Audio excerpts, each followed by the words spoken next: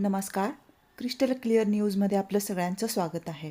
देशाच्या GDPमध्ये प्रचंड प्रमाणात घसरण झाल्यामुळे देशाच्या अर्थव्यवस्थेची अवस्था आपल्या लक्षात येत आहे. GDP हे अर्थव्यवस्थेची वाढ मोजण्याचे एक परिमाण आहे.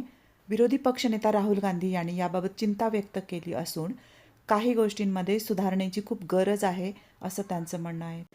या संदर्भात त्यांचे काही मुद्दे. भारत की GDP ग्रोथ रेट 2 साल में सबसे नीचे 5.4 पर.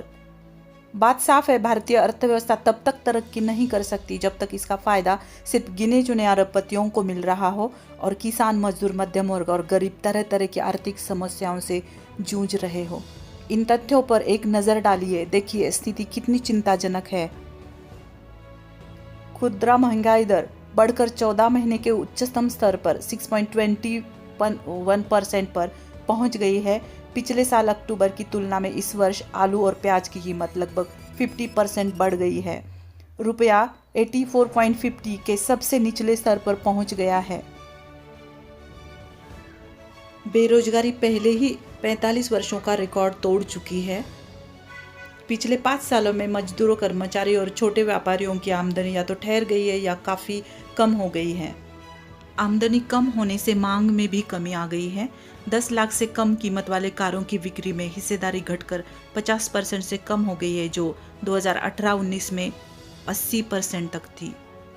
सस्ते घरों की कुल बिक्री में हिस्सेदारी घटकर करीब 22% रह गई है, जो पिछले साल 38% थी. FMCG प्रोडक्ट की मांग पहले ही कम होती जा रही है. कॉर्पोरेट टैक्स का हिस्सा पिछले 10 सालों में 7% कम हुआ है. सबको समान रूप से आगे बढ़ने का अवसर मिलेगा, तभी हमारी अर्थव्यवस्था का पहिया आगे बढ़ सकता है.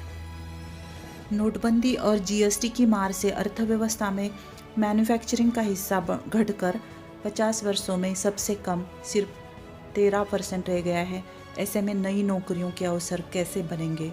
इसलिए भारत की अर्थव्यवस्था के लिए एक नई सोच चाहिए और बिजनेसेस के लिए एक न्यू डील उसका अहम भाग है. सबको समान रूप से आगे बढ़ने का अवसर मिलेगा, तभी हमारी अर्थव्यवस्था का पहिया ठीक से चलेगा.